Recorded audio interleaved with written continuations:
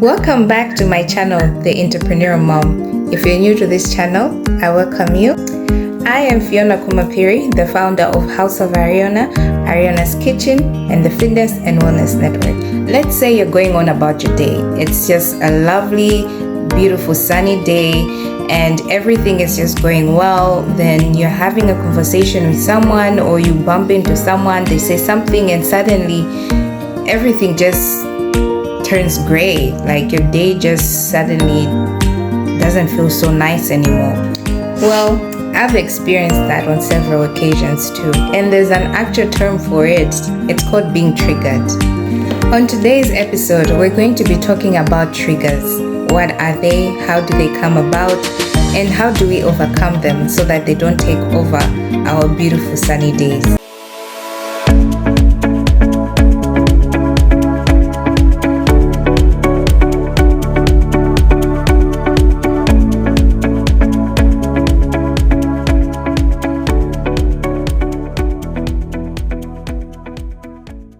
So what are triggers?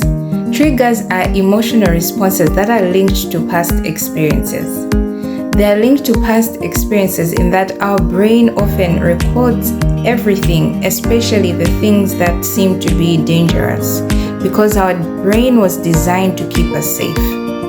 So since our brains are designed to protect us, when something happens to us that is traumatic or something that perhaps even if it is something that is good, our brain will record everything. So for example, if you encountered a certain woman who dressed in a certain way, she had some mannerisms, your brain will record all of that.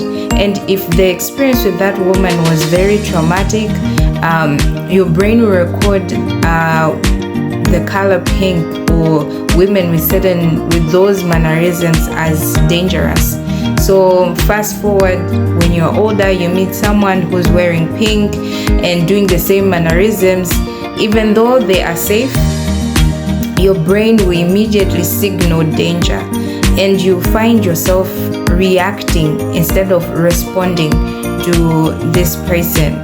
And basically your brain will try to show you that women wearing pink with those type of mannerisms, they're dangerous, and this is the end result. And funny enough, in most cases, our reactiveness will cause or will bring about sometimes, or will trigger actually, the person that we've encountered to react in the way that our brain will confirm what it is that it was trying to warn us. Like for example, most times we will stereotype people, and when we stereotype people, what happens is our brain, or it's called confirmation bias, so our brain would try to confirm that a certain person who looks a certain way is going to behave a certain way. And so we will do, subconsciously or consciously, we will trigger things in that person to bring about the very thing that we had judged or predicted that they would do. So that's pretty much a brief introduction to what triggers are or what they are all about. It is very important to understand what triggers are and how they affect us, because at the end of the day, they do affect our mental health as well as our personal growth. If, say for example, you're not mindful of how you are triggered, you might end up missing out on different opportunities because certain things trigger you, or certain things about certain people, the way that they react is causing a certain reaction in you that is not doing you, or it's not serving you the right way. So how can you identify a trigger? How can you identify that you've been triggered, or that this thing actually triggers you? Well, firstly, there are different types of triggers.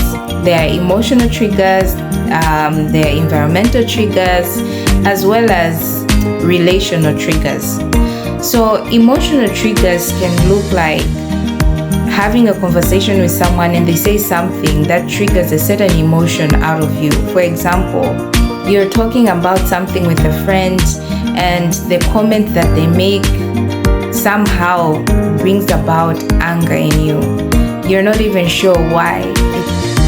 In that moment, maybe you didn't notice, but subconsciously you pick up on things that are subtle.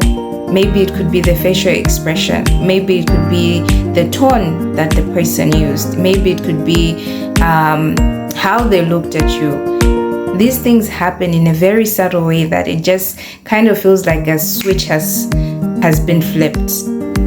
And what of being triggered by the environment?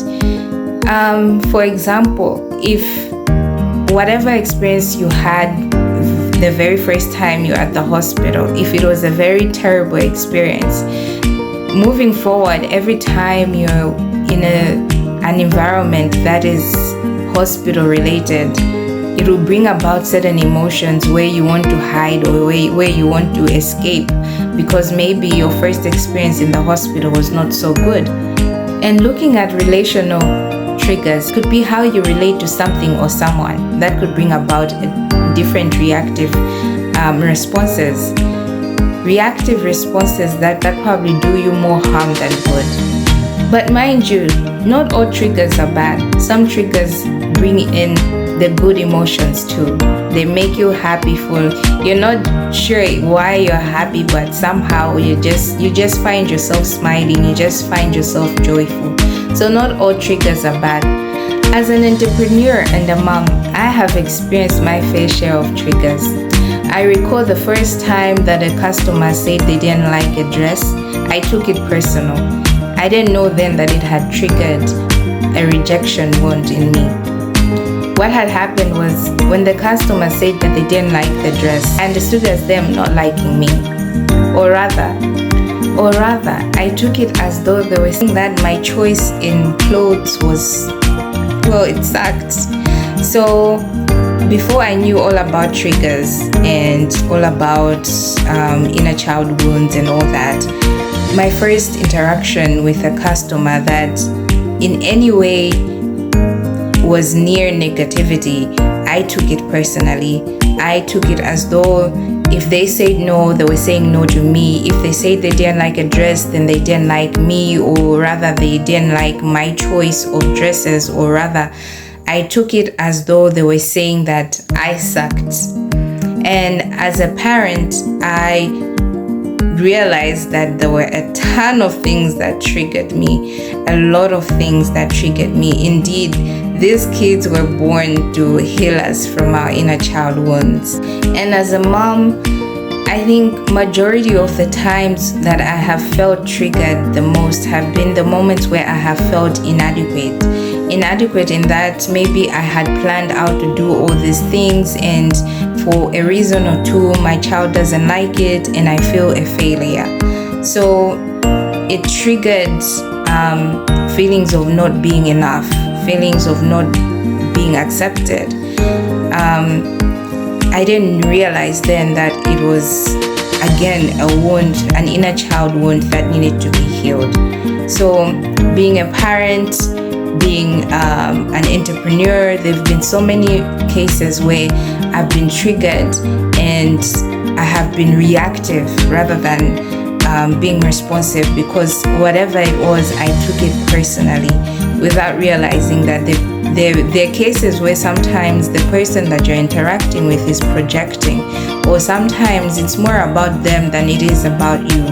But unless you know or you understand triggers, then you find yourself that you're mostly reacting than you are responding to a situation. That's all that we have for you today. Be sure to tune in next week as we continue this episode on triggers. We'll be looking at how triggers impact us. We'll also be looking at recognizing personal triggers. We'll be looking at managing these triggers, as well as a detailed look into triggers in entrepreneurship and parenting. Lastly, we're going to also look at developing the emotional resilience towards triggers. So be sure to tune in to next week's episode as we'll be looking at this. Don't miss out. I want you to get to understand this whole concept of triggers and how to overcome it, so that you're more responsive than you are reactive, and that you are that you welcome triggers as signals, as signs to getting to know yourself better, getting to know the areas in your life that need healing, the areas in your life that need growth. So triggers are not necessarily to be rejected or to condemn yourself for. They're actually to be welcomed, because triggers show you the areas that need to be worked on for your own personal growth, for your own development, and, well, of course, to become the better version of yourself.